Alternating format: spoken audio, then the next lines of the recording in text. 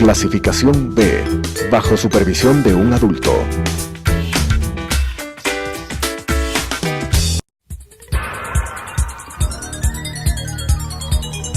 Las opiniones vertidas en este espacio por la producción y dirección del programa son de exclusiva responsabilidad de sus autores y de quienes intervienen en ellos.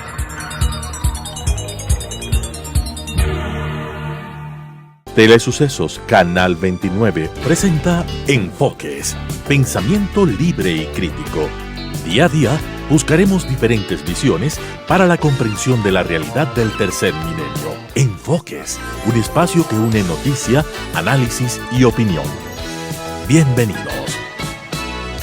Gracias por estar semana a semana aquí en Enfoques. El día de hoy tenemos como invitada a la asambleísta Gabriela Larreategui, ella es parte de la Comisión de lo Económico y Tributario, pero además con ella queremos hacer un análisis de los primeros 100 días de gestión del señor César Litardo.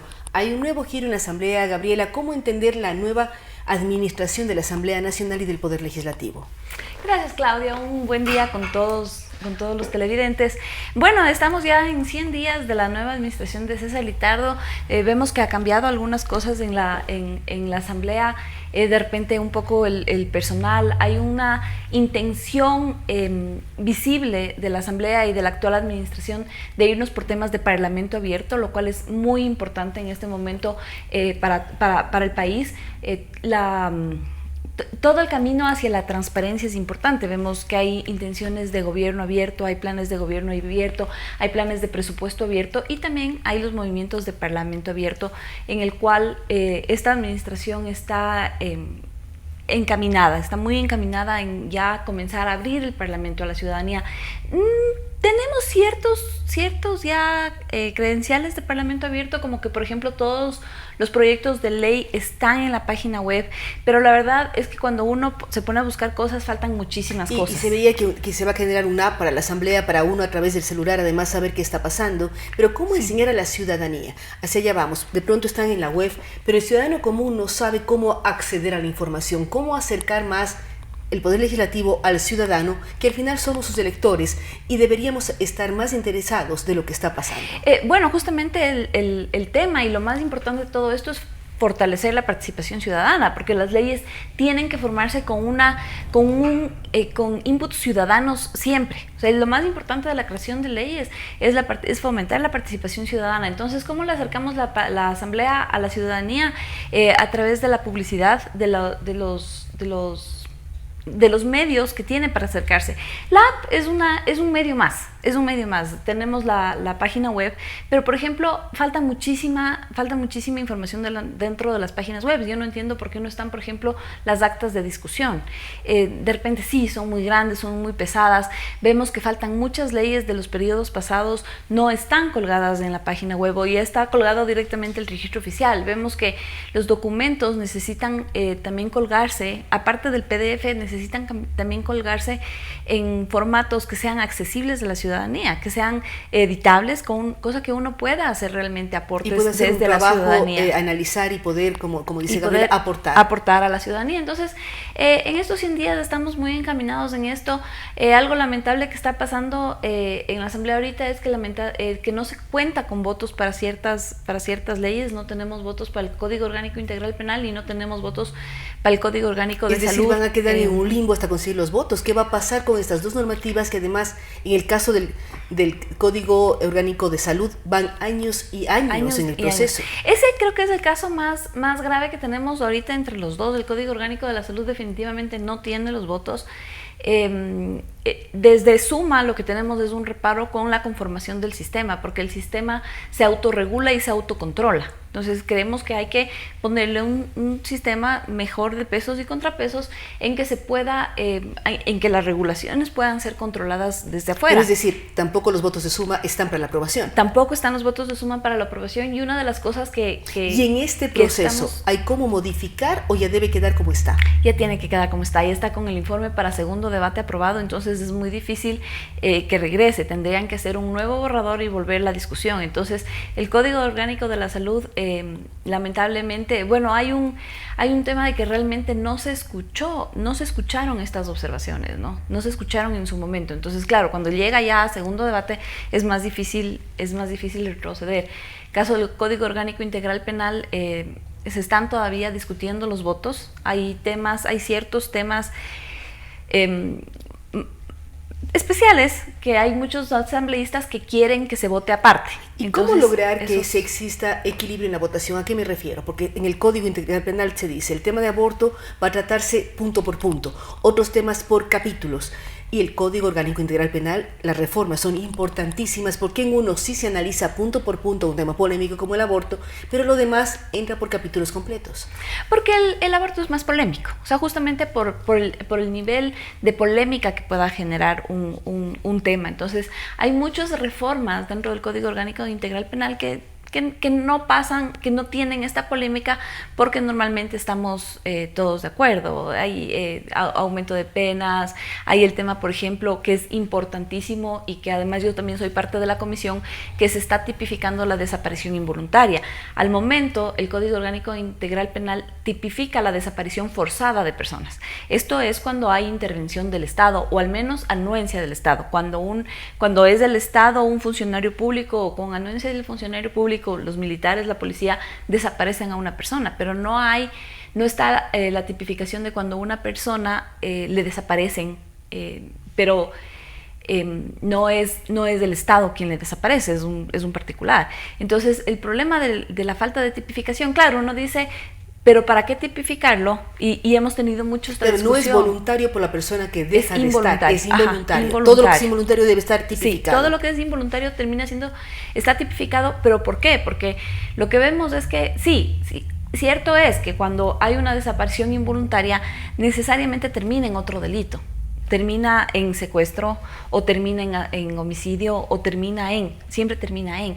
Pero el problema de la falta de tipificación es que cuando se presenta la denuncia y cuando comienza la búsqueda, esto no pasa a ser un mero trámite administrativo. Entonces hay muchas órdenes del fiscal que no se pueden procesar por el simple hecho de que no es delito. Entonces ustedes están solicitando que eso también sea un delito. Sí, cualquier tipo de desaparición involuntaria de una persona debe estar tipificado. Sí, además ahí tienen que aunque termine en otro delito, como tienen que sumarse las penas, porque aparte de que ya una persona, un delincuente le desaparece a una persona, digamos que la mató, pero nunca llega a decir dónde está, todo ese desaparición también tiene que ser un delito autónomo que se terminará sumando al delito principal. Al delito al final. Entonces, esa es una tipificación que todos estamos de acuerdo. Y hay cosas así en el Código Orgánico Integral Penal que no causan esta polémica que causa la despenalización del aborto por violación, por ejemplo. Sí, hay una serie de temas. Es un código que involucra a muchos sectores y además es el día a día del tema de castigo a la delincuencia y todo va atado al código bastante. Sí, entonces los puntos especiales, como es una reforma, no se desarma el código. Ahora, y quieren votarse los votos, puntos especiales. Tampoco tiene la mayoría para ser aprobado. El problema es que no hay la decisión de votarlo por partes. Si es que habría la decisión de votarlos por partes, de repente se van a quedar ciertos temas. En el caso del aborto por violación, por ejemplo, no sabría decirte cuántos votos va a haber para el aborto por violación, pero eso es uno de los temas que le tiene estancado al código. Parece que no hay los votos. Pero son dos códigos de momento importantísimos que están estancados. Están estancados. Hay que ver cómo se logra destrabar y es gestión, el quehacer político de la Asamblea, el lograr los acuerdos necesarios para conseguir la aprobación de los códigos. Claro, y es el quehacer de la presidencia también. En eso estamos viendo que la presidencia a veces no logra estos acuerdos. Lo que pasó con la censura de la ministra de Salud fue gravísimo. Para mí fue un golpe para el presidente. Fue bueno para nosotros porque fue censurada, o sea, para nosotros que votamos a favor de la censura de la ex ministra, fue buenísimo lo que pasó, pero ya poniéndose desde el lado del presidente de la Asamblea, fue para mi gusto un golpe complicado para él. O sea, demostró problemas en la gobernabilidad de la Asamblea. Sí, pero al mismo tiempo demostró que existe democracia en la Asamblea. Al final decidieron la mayoría censurar a una exfuncionaria. Sí, pero también demostró una falta de manejo político-jurídico de la Asamblea. Porque lo que pasa es que normalmente cuando hay una votación de ese calibre, se le cierra la votación en ese momento, con los mismos votos que están. Es decir, el día martes que se le censuró a la ministra, habían 110. El miércoles ya habían 120, me invento, no me acuerdo exactamente los números. Pero no entonces, se cerró. Esa, o sea, queda un proceso abierto y queda el proceso abierto y eso permitió que se vuelva a votar. Lo cual, insisto, fue muy bueno para nosotros, fue una movida espectacular que se hizo y sobre entre todo para Mae Montaño, entre Héctor Muñoz y Guillermo Celi, sí. Patricio Donoso, fueron varios que intervinieron en el proceso, sí. Pero al final consiguió además algo que la ciudadanía buscaba. Se hicieron eco de lo que muchos exactamente, sectores o sea, fue una jugada política excelente, pero claro, fue un golpe a la presidencia. Fue un golpe a la presidencia y para el partido oficialista, porque ellos tenían que haber cerrado esa votación ese mismo día. Son temas que se puede hablar largo de lo que pasa en la Asamblea, pero al mismo tiempo hay otras leyes pendientes. Sabemos que Gabriela es parte de la Comisión Económica, llegará la reforma tributaria, llegará el presupuesto general del Estado en estos últimos meses del año, pero también Gabriela está presentando un proyecto de ley que tiene que ver con las adopciones. ¿Qué pasa con este tema? Que existen muchísimas familias que quieren adoptar y hay una serie de trabas. Cada vez que yo menciono el proyecto de adopciones, siempre me dicen sí, por favor, porque tengo una persona conocida, tengo un amigo que se ha demorado años en adoptar, 3 años, 9 años, 10 años, y mientras tanto tenemos tantos niños que necesitan familias. Hay niños en la calle, hay niños en los orfanatos, niños abandonados. Entonces, justamente la idea es que se facilite la adopción en el Ecuador. En el Ecuador, a través de la adopción, primero es como un mito, como un tema del que nadie habla. Es un tema del cual tenemos muchos prejuicios. O sea, nadie dice, bueno, yo quiero adoptar. Muy poca gente considera la adopción como una opción. Y uno de los problemas por los cuales la gente no considera la adopción como una opción es porque es tan difícil.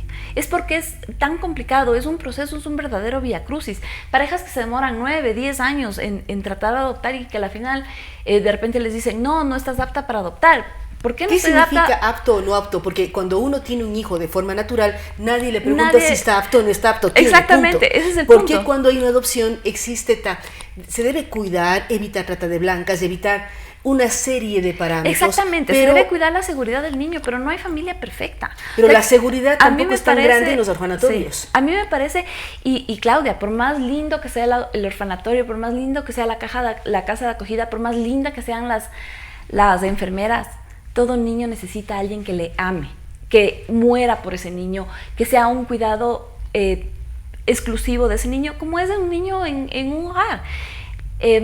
Por más linda que sea una casa de acogida, nunca nada es tan bueno como tener una familia, como papá, pertenecer a una familia o una mamá. Y esa relación de madre-hijo es irreemplazable. Es irreemplazable. Entonces, yo no entiendo cómo puede ser posible que haya niños que entran recién nacidos a los orfanatos y que salen de 18 años. Y salen. Tal vez les capacitarán, tal vez les darán herramientas para la vida, pero salen sin tener a dónde ir, salen sin pertenecer a ninguna parte. O sea, no tienen raíces, como diríamos, no tienen un arraigo familiar. No tienen una pertenencia. La importancia de la pertenencia, la importancia de pertenecer a una familia, de pertenecer a una casa, de pertenecer a un grupo de personas. Estos niños no tienen... ¿Y qué propuesta está presentando Gabriela para mejorar esta situación? Bueno, esta propuesta es una reforma al Código de la Niñez y Adolescencia. En el capítulo que se refiere a las adopciones tiene varias cosas, entre ellas, por ejemplo, que los jueces que conocen los juicios de adoptabilidad, porque además de esto es importante, en los procesos de adopción son muchos mini procesos que hay que cumplir hasta llegar a dar en adopción un niño. El primero sería la adoptabilidad, declararle a un niño que está en condiciones de ser adoptable por cuanto se han hecho las investigaciones de que no tiene padres y no tiene parientes que se puedan hacer cargo de él. Entonces, lo primero es, ¿qué pasa con esos juicios? La pregunta también sería si tiene parientes que pueden y quieren hacerse cargo de él. Porque una cosa es que puedan, otra cosa es que quieran asumir la responsabilidad de un niño nuevo. Además, son las mismas mamás muchas veces. Aquí es impresionante. Tengo un caso de una persona que el juez le negó la posibilidad de dar en adopción a su hijo. Aquí una mujer da a luz, tiene un hijo y automáticamente tú eres madre y no hay posibilidad de que des en adopción a ese niño, es negado. Entonces esas cosas son las que tenemos que cambiar, y que justamente la ley en una parte dice, nadie le puede obligar a nadie a quedarse con un hijo. De repente no podemos entender las circunstancias, pero las circunstancias de cada persona son las circunstancias de cada persona. Entonces yo no le puedo obligar a una mamá... Desde económicas hasta psicológicas. Desde económicas hasta psicológicas. Yo no le puedo obligar a una mamá a quedarse con un niño. No se puede. Entonces, primero está eso. Segundo, que los jueces que son los que tienen que declarar en adoptabilidad a los niños, hagan uso de su facultad oficiosa, que sean ellos los impulsores de estos juicios, porque muchas veces, Claudia, aunque no lo crea, hay juicios de adoptabilidad que han sido declarados en abandono. Los jueces declaran en abandono cuando la parte interesada no ha presentado oficios, no ha movido el juicio. La parte interesada es un niño de 2 años, de 3 años. ¿Y qué puede presentar? ¿Cómo va a presentar un papel? ¿Cómo va a estar él preocupado de un juicio? Entonces, la facultad oficiosa y la responsabilidad de que el juicio avance tiene que ser de los jueces. Entonces esto se insiste en el proyecto. No es que es una nueva facultad, pero se insiste para que los jueces no tengan ninguna duda de su obligación.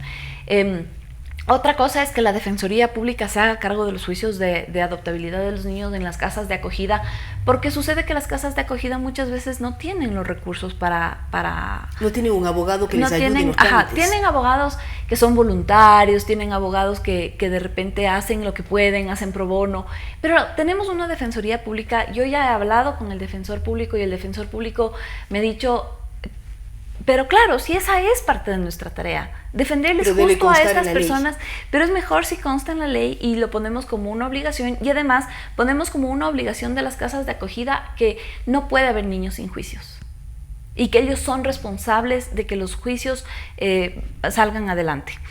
Estamos poniendo al mismo nivel de prioridad en la adopción por una pareja que por una madre soltera, porque ahorita en la ley como está, hay la posibilidad de que una madre soltera adopte, pero siempre va a haber la prioridad para parejas para parejas en matrimonio o en unión de hecho. Pero si se hace un censo, ¿cuántos niños están esperando ser adoptados y cuántas parejas o madres consiguen adopción? Ahorita tenemos aproximadamente, del último censo habían como 80 niños listos, no, como 80 niños listos para ser adoptados y 200 familias, pero el problema es que todos los niños ya pasan los 4 años.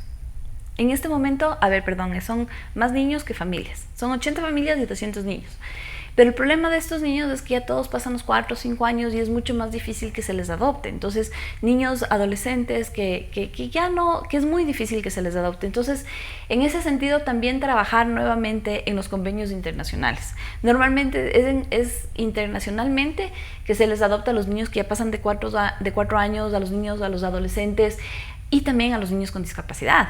Y en eso el tema de los niños con discapacidad que no tienen una familia y que son adoptables es un tema bien especial que yo honestamente no lo había divisado cuando presenté el proyecto. Que deciden asumir el reto. Pero es diferente. Entonces se necesita hacer una legislación especial para adopción de niños con discapacidad y sobre todo cuando son discapacidades múltiples. ¿Por qué? Porque un niño con discapacidad, no le puedes coger a un niño con discapacidad y ponerle en tu familia y hacer el acercamiento ya cuando está adoptado. A un niño con discapacidad necesitas que él conozca a la familia que le va a adoptar, necesitas generar un vínculo antes. Y en nuestra ley se prohíbe la generación de este vínculo antes de hacer el trámite. O sea, aquí nuestra ley lo que dice básicamente es que se escoge la familia, se escoge el niño y se hace el emparentamiento.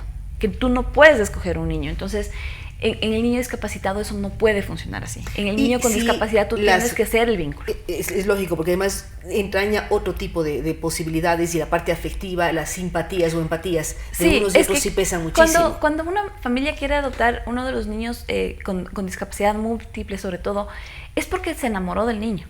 Es porque se enamoró del niño. De este tema me hizo caer en cuenta la Fundación Padres con Corazón, porque yo ya había presentado el proyecto y no me había dado cuenta de eso.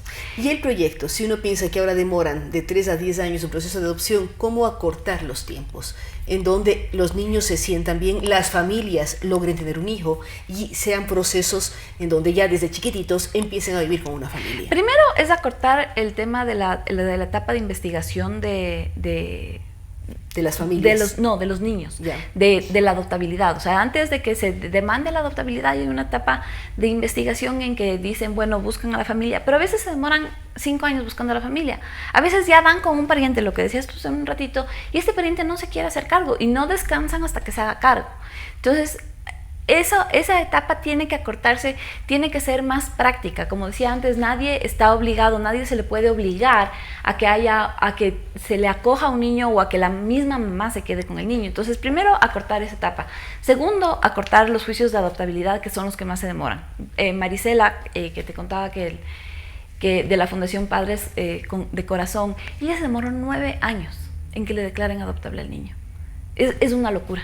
Es una locura, que es un niño que y se no pierde tenía tiempo de calidad, porque eso es la verdad, o sea, sí, que el niño esté cuidado, mimado, protegido, y además para la madre, que también es importantísimo el tener su hijo. Claro, ella ya había hecho un emparentamiento, un vínculo con Ronald, y ella, claro, le amaba ya a su hijo y todo, pero todos los días ella tenía que irle a ver a la fundación a Ronald, para poder estar con él, porque además, claro, por temas de seguridad, a los niños que están en casas de acogida no se les puede sacar. Uno no puede ir a una casa de acogida y llevarle a tomar un niño un helado. Entonces, este vínculo, este lazo que ella formó, lo hizo a pulso, yendo todos los días a la fundación. Marisela es una persona increíble, es fuertísimo lo que ella ha logrado con su hijo, y 9 años le tomó hacerse, ya que le puedan entregar al niño, ¿no? Casi iba a cumplir 18 años. Cuando logró... Sí, o sea, cuando ya logró, al final dijo, ya desesperada,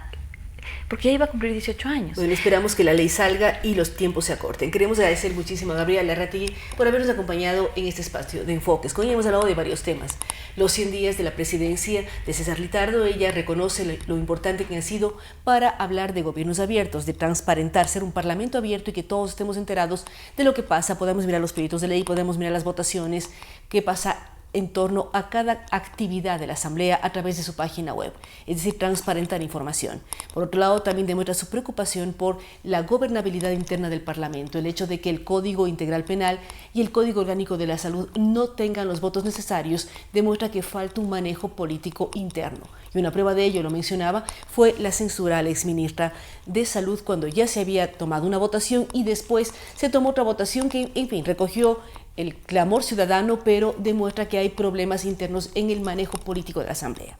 Lo más importante, indudablemente, lo que señala Gabriela, es su reforma al Código de Niñez y Adolescencia, que apunta a mejorar y agilitar los procesos de adopción, cuidando al niño, cuidando a la familia, haciendo todos los análisis necesarios, pero que sean trámites menos largos. Nos cuenta procesos de adopción de 10 años, 9 años, 8 años, y niños que quedan en los orfanatorios hasta que cumplen la mayoría de edad. Temas que deben ser profundamente analizados y evaluados y precautelar la situación de los niños en el país. Nuevamente, gracias a Gabriela Larrategui y a todos ustedes que nos han acompañado el día de hoy. Les esperamos en una semana más aquí en...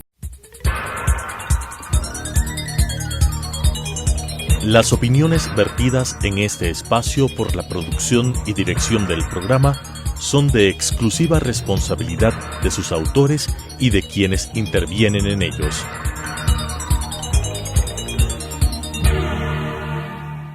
Telesucesos Canal 29 presentó Enfoques, pensamiento libre y crítico. Día a día buscaremos diferentes visiones para la comprensión de la realidad del tercer milenio. Enfoques, un espacio que une noticia, análisis y opinión.